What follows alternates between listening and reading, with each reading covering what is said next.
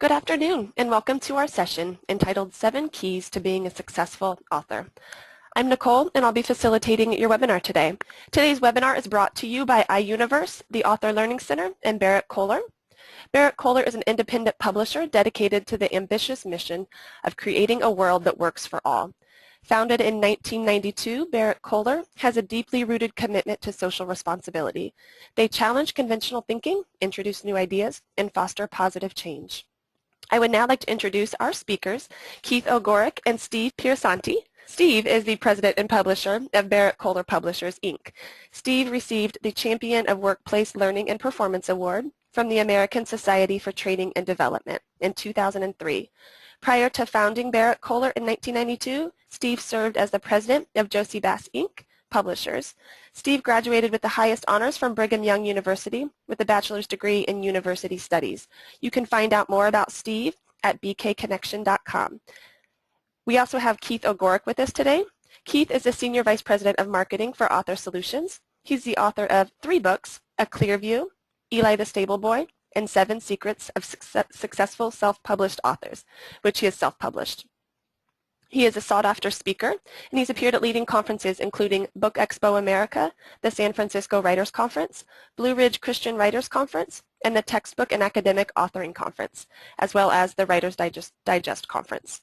He also writes an industry thought leader blog called indiebookWriters.com. And with that, I'm going to open this up to our fearless leaders here, and it's all you, Steve. Okay, great. Thank you so much. Nicole, I'm glad to be participating. So the 10 Awful Truths About Book Publishing, which is one of the white papers that everyone has access to, is kind of the background for what we're talking about. I'm not going to go into it in detail because you already have it. We're going to focus more on strategies for responding to the 10 Awful Truths. But I'll just hit a couple of the highlights. The number of books being published every year in the United States has exploded, and it's been going up because of the increase of commercial publishers bringing out more books. That's been going on for many years, but the huge growth has been in self-published books, which, according to Bowker, increased 422% between 2007 and 2012. The result of this explosion of number of books being published is that the marketplace has become glutted. The book-selling marketplace in the United States peaked in 2007 in terms of total revenues, and it has gone down a little bit since 2007, while the number of books being published has doubled and tripled. And so the marketplace has become saturated, which has made it harder and harder every year to sell books. If you do the same thing today to sell a book as you did 5 or 8 years ago, if you have the same quality of book, the same amount of marketing effort behind the book, you'll sell a third or half or as many copies as you would have sold some years ago. And every year it's becoming harder. And so it's still quite possible to have books be highly successful, as we will talk about, but you have to work harder to make books sell. So we're going to talk about, well, what are the strategies for responding to the 10 Awful Truths about book publishing? We're going to go to number 1, which is build books around a big new idea. And I'm going to start out by suggesting that you need to give up the idea that anyone is actually going to read your book. The game has changed, and most people are, try and get the main message of the book without actually reading it because we don't have time anymore. And so we try and get the main message of the book from the book title, from hearing the author talk about the book, from hearing others talk about the book, from reading the marketing copy, maybe reading reviews, but we don't actually sit down and read the book. So if we do read them, we'll read just a few pages to try and get the main message of the book. And so the implication of that is that the main message of the book must be so strong, so clear, so compelling, so focused that people can get this big idea, this main message, without actually reading the book. An example of this is we have a book called Love 'Em or Lose 'Em, Getting Good People to Stay that has sold over 650,000 copies. And the main message of the book is right in the title, Love 'Em or Lose 'Em. How do you get good people to stay? It doesn't matter what kinds of fancy human resource policies you have. It doesn't even matter what compensation. The most important thing in getting good people to stay is that their managers or supervisors need to love them and treat them well. And so the book helps you to do that. So there's an example of getting the idea of the book even from the title. This is not to say that it does not matter how books are written, because you don't know which 3 pages someone is going to read. They might read the first 3 pages. They might turn to a chapter that looks interesting. They might read the last 3 pages. The upshot is that books have to be written in a way that I call a fractal book, where the main idea, the main message is pervasive throughout the whole book. And so anywhere you turn in the book, you're going to find that message. But the starting point is really to get a big idea that can carry the book even without having to read the book. Number 2, you need to front load the main ideas in books and keep books short. If you go back 20, 30 years, the way books were written was that the ideas in the book would be developed through the course of the book. They kind of, each chapter would bring in one element, and by the time you got to the last chapter, all the pieces would come together, and the author would wrap it all up. But nobody writes books like that are successful anymore. Today, the main ideas of the book all need to be in the first chapter or in the introduction, whichever it is, because that may be all that people really read. And so the first chapter lays out all the core messages, and the following chapters give lots of stories and examples, how-tos to put the main idea into practice. But if all you read is the first chapter, you've gotten the core of the book. Again, you're really running to front load all of your ideas. Number 3, the game is now pass-along sales. So what I tell authors is give up the idea that anyone is actually going to buy your book, because most of the sales today are not individuals buying books themselves. Most of the sales today of at least nonfiction books. And here I should also say that in my presentation I'm talking principally about nonfiction books. I'm not talking about fiction. Our company doesn't publish fiction, and so I'm not really knowledgeable about fiction. But for serious nonfiction books, the sales are mainly pass-along. And by pass-along, what I mean is that CEOs are buying books to give out to all of their managers. Managers are buying them to give out to all of their team members. Coaches are passing books along to people they are coaching. Consultants are giving books out to people in change programs. Trainers are passing books out to people in training programs. Professors are using them in courses. Activists are giving them out to the people that they're trying to influence, and so on. And so the game is really writing books that these pass-alongers are going to want to give out, and that and then in your marketing efforts, really making sure that you're reaching, identifying who are the pass-alongers, and you're reaching those. Those are the most important people for your marketing efforts, more important than the end users even, or the broad general public. Or you're really wanting to get the pass-alongers to give them out. There are some exceptions. There'll be 1 or 2 books a year, and at least in the business arena, where that will break out, like Sheryl Sandberg's Lean In, or the biography of Steve Jobs. It's almost 1 book a year that people actually do buy themselves. But most of the other books, the sales are coming primarily from pass-along sales. Number 4, immersion experiences replace traditional publicity in moving the needle. Give up the idea that anything you do to market your book is actually going to work. And by that I mean kind of the traditional things that people did to market books, like publicity, getting reviews, and so on. A lot of those don't really move the needle anymore. The effect, for example, of having a 4-minute interview on Good Morning America just doesn't do as much. to sell books as it did 5, 10, 15 years ago. People's threshold for deciding to buy a book has gone way up. All of us have on our credenzas stacks of books, 20 books tall, 15 books tall, that we bought and that we haven't read. And at the same time, our reading habits have changed. We're getting most of our information over the internet. So we've stopped just going and buying books just because they're interesting. If you go back 10, 20 years, you heard about a book on a topic of interest. It sounded like an interesting book. You might buy it. Today, people just don't do that as much anymore because they're getting their information from other sources. And so the threshold to get people to buy a book is what we call an immersion experience. And so that means one of the most effective ways still to sell books is when authors speak to audiences. There, where you're listening to an author speak for 45 minutes or an hour, you get the book almost as a memento of having heard the author speak, and you may have the author sign it, and you may have every intention of then taking it home and reading it, but really you're probably not. You're going to take it and sign it, and you read a few pages, and it goes on your shelf. But that's how a lot of books are being sold today.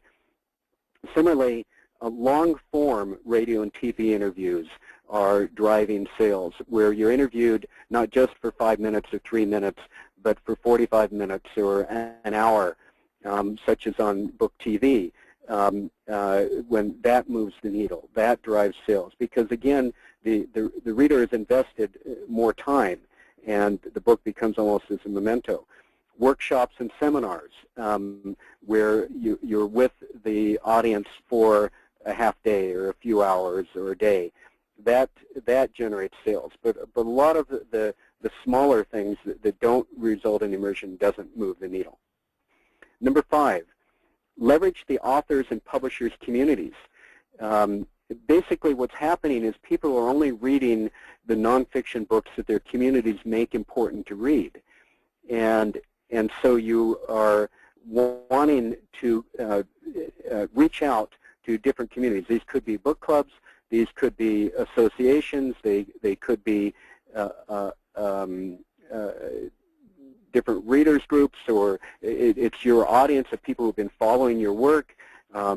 Publishers often will have communities, but really a lot of what goes on today in marketing is trying to connect with your communities, identifying them, reaching out to them in different ways.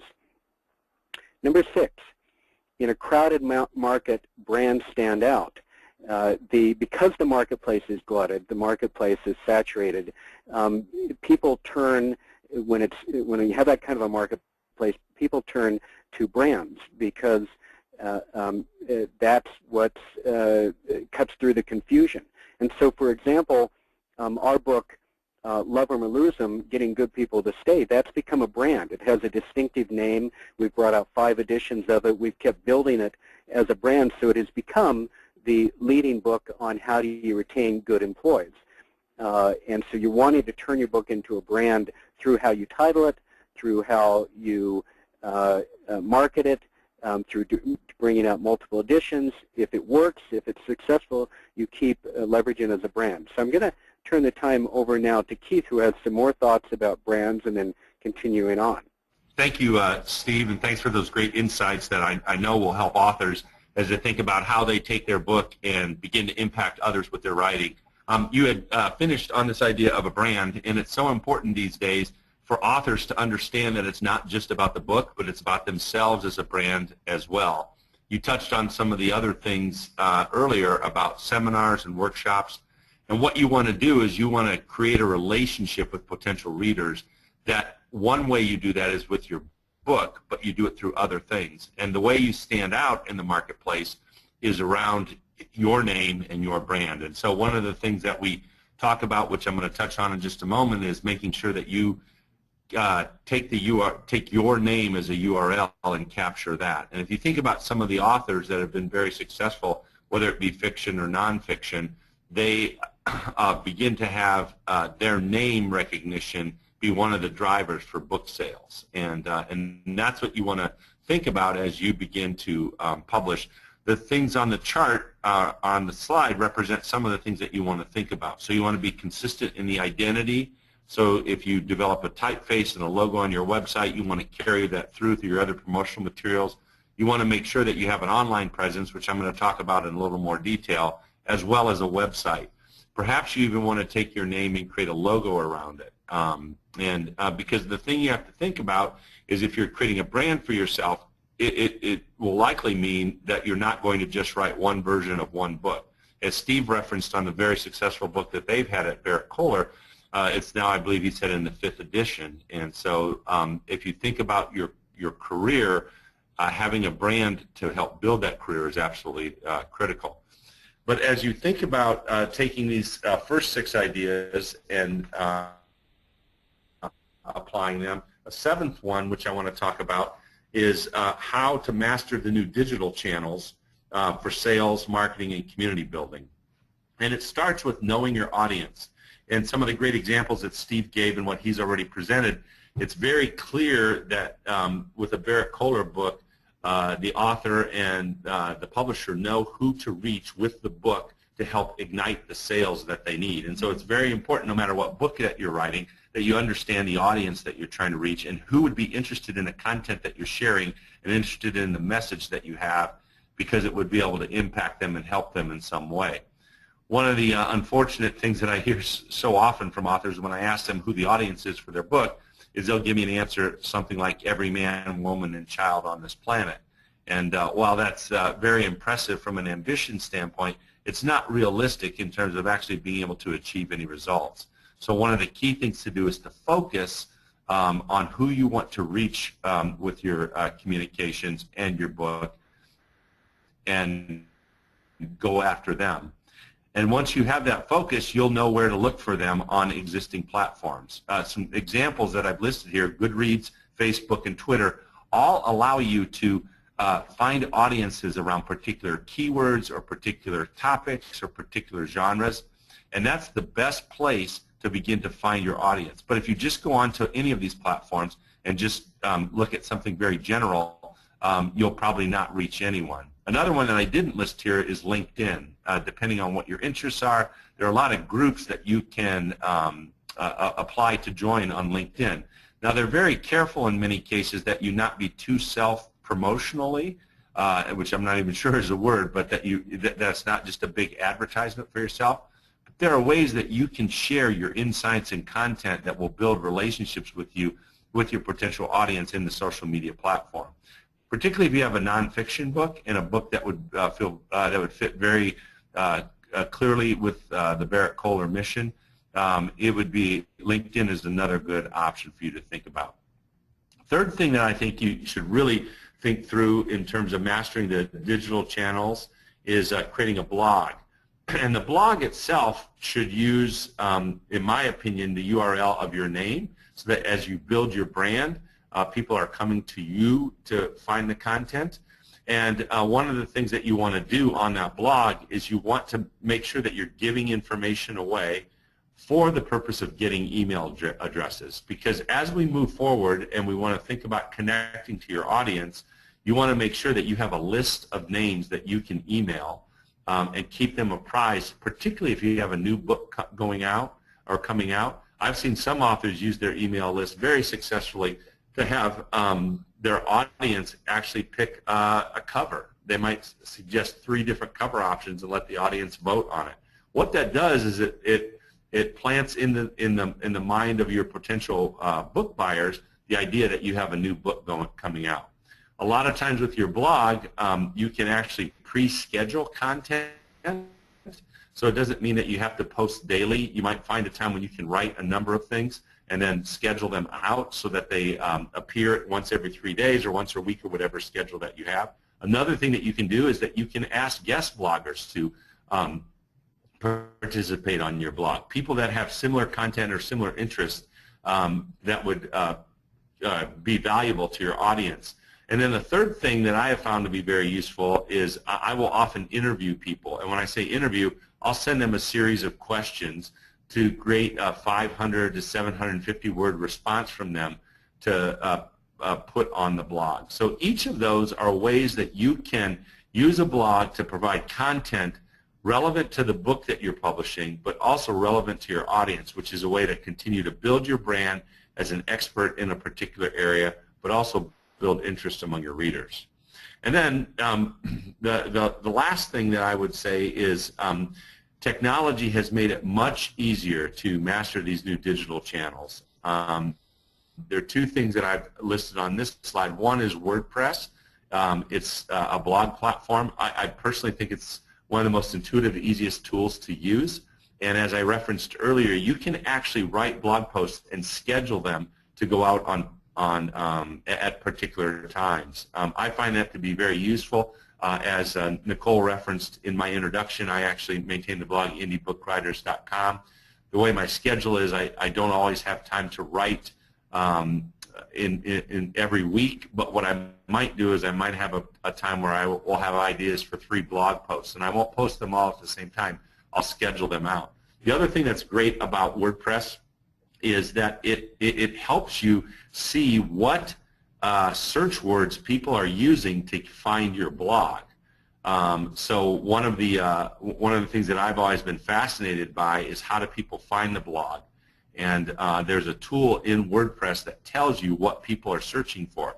Now, where that can be helpful is that will tell you what other blog posts you might want to do. Because if people are searching a particular topic and they're finding your blog and they're finding it useful and it's driving traffic to your blog, you might be able to think of other topics around those particular keywords that would help you find other people out there who are looking for you.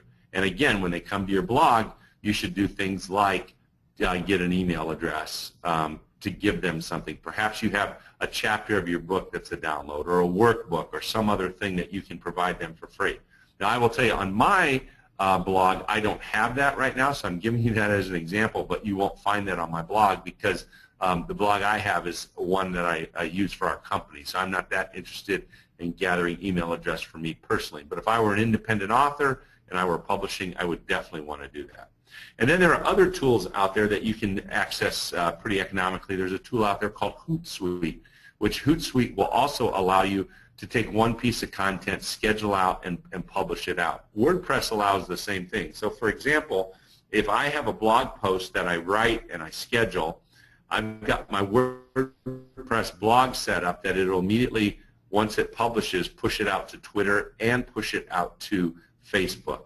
And so with one piece of technology, I'm able to hit 3 significant platforms. Now, I do have the opportunity for people to subscribe to my blog, which means when I do a new blog post, they get an email announcing that as well. So a lot of times when people think about these new digital channels to build audience, they get overwhelmed because they think they have to do everything every day on every channel. The reality is if you're very focused on your audience and you take advantage of the platforms that are out there and you take advantage of technology and, in my opinion, use a blog as a centerpiece, you have the opportunity to actually really connect with a lot of people in a lot of different forums. So when you think about mastering these channels, hopefully these things are helpful. And again, as Nicole mentioned, we'll take questions in a little bit, and there may be some other things that I can share with you. But before we move on to questions, I'd like to just address very briefly the other handout that you had. You had an opportunity to get the 10 Awful Truths of Book Publishing, which if you haven't downloaded it, I highly advise that you do. But in addition, as part of this webinar, you received a PDF of the 4 paths to publishing. Now, this was a white paper that I wrote in response to what I saw happening out at writers' conferences and among authors, and that is that they were getting very confused about what was the best way to publish and what were all the publishing options.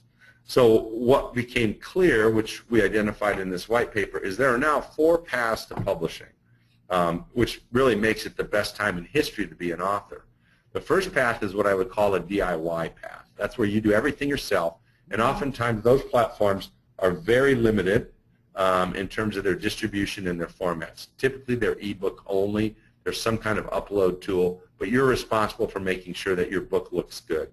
I don't advise this unless you have a lot of talent and time and you're technologically adept, because oftentimes you can use the technology and put out a poorly formatted ebook, and a poorly designed cover. The second option and the second path is what I call the general contractor path.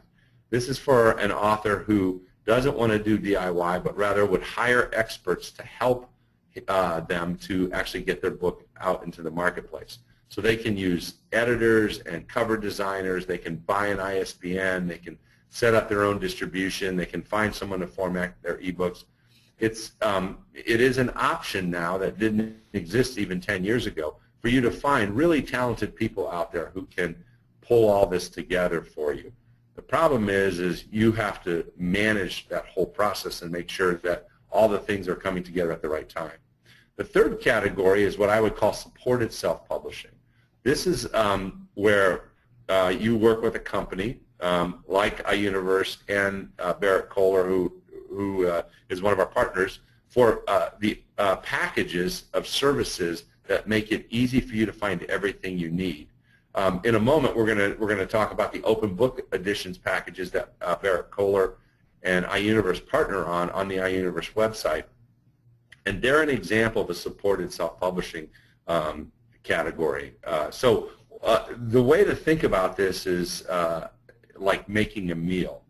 If you're going to make a meal or eat a meal, you've got three options. You can make a meal at home.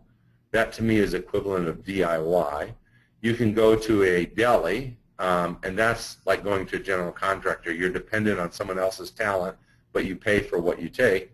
Or you could go to a restaurant where you have full service and everything that you want that you could possibly need, plus a menu of items to order from. That's what supported self-publishing is. So it's really key as you think about this to have a clear idea in mind of what you're going to want to use to get your book into the market. And then the final path, which is probably the most obvious one and the one that's been around the longest, and that's traditional traditional publishing.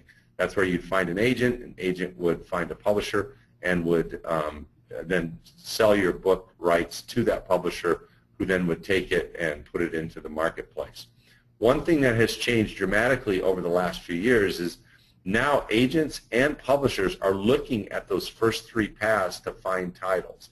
They don't always do it, but sometimes they will find a title that works for them. In fact, we have one example that I know of where there was an open book edition supported self-publishing title that was eventually picked up by a traditional publisher because that particular author built a platform, was building a brand, and had a great book that was available for acquisition. Now, as you think about these four paths, there's a few things to think about. If you could show the next slide, Nicole. As you decide what's the best path for you. First of all, you need to be clear on your goals and expectations. What are you trying to accomplish, and what do you hope to see as a result of your work? The second thing, which is very important, is to be clear on the skills and experience that you're going to bring to the project.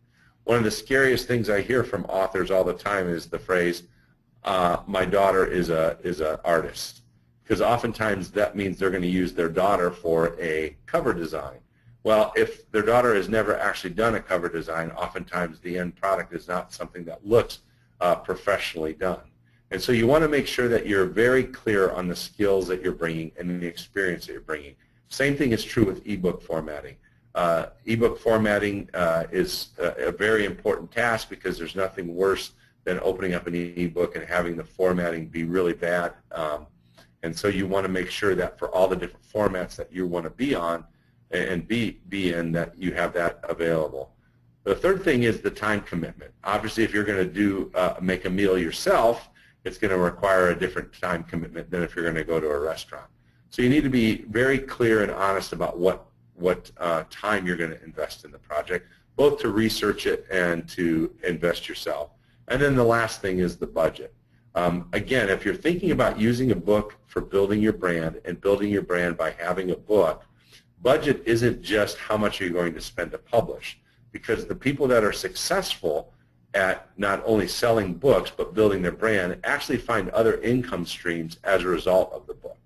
And so particularly as Steve referenced for nonfiction authors, it's very important that you look at your overall business plan and your overall goal for the project and be clear on how a book fits into that project. I know there's one particular person that comes to mind. She's a life coach, and she uses supported self-publishing to help her build her practice. And while she could probably figure out how to do it herself and, and probably quote unquote spend less money, she looks at it as opportunity cost, because her real value in terms of what she brings is the coaching clients that she finds and the speaking opportunities she has. The book just gives her added credibility to help her build that practice. So she's more than happy to invest the money in a supported self-publishing package because it allows her the freedom to go and do the other things that will then fuel her book sales as her book sales helps her build credibility. So it's just very clear as you think through those things to know exactly what you want to do with your goals, what skills you'll bring, the time commitment you'll make, and the budget that you have. Now, I referenced earlier that one of the great things about working with Berrett-Koehler is as they've envisioned creating a world that works for all, we worked with them to create some supported self-publishing packages that fit the mission of Berrett-Koehler for authors who are looking for the opportunity to impact the world through their writing. This is Steve again. So Berrett-Koehler, our mission is creating a world that works for all, and we believe that to do that, we need change at all levels, at the individual level, the organizational level, and the societal level. So we publish books on individual change, personal growth, personal development, self-help. We publish books on organizational change, the organizational level, on business, leadership, and so on. And we publish books on societal change, current affairs, and how do we create a world, a better world. And the Open Book Editions is our partnership, again, with the same range of areas that Open Book Editions is publishing in. And so that would be, as authors are looking for a home for a book that fits within that realm of individual change, organizational change, or societal change, that would be what would fit Open Book Editions. I would certainly like to thank our presenters, Keith Ogorek and Steve Piersanti, for sharing their time and expertise. I hope you all found the session to be valuable and informative, and we look forward to having you join us on other webinars when your schedule permits.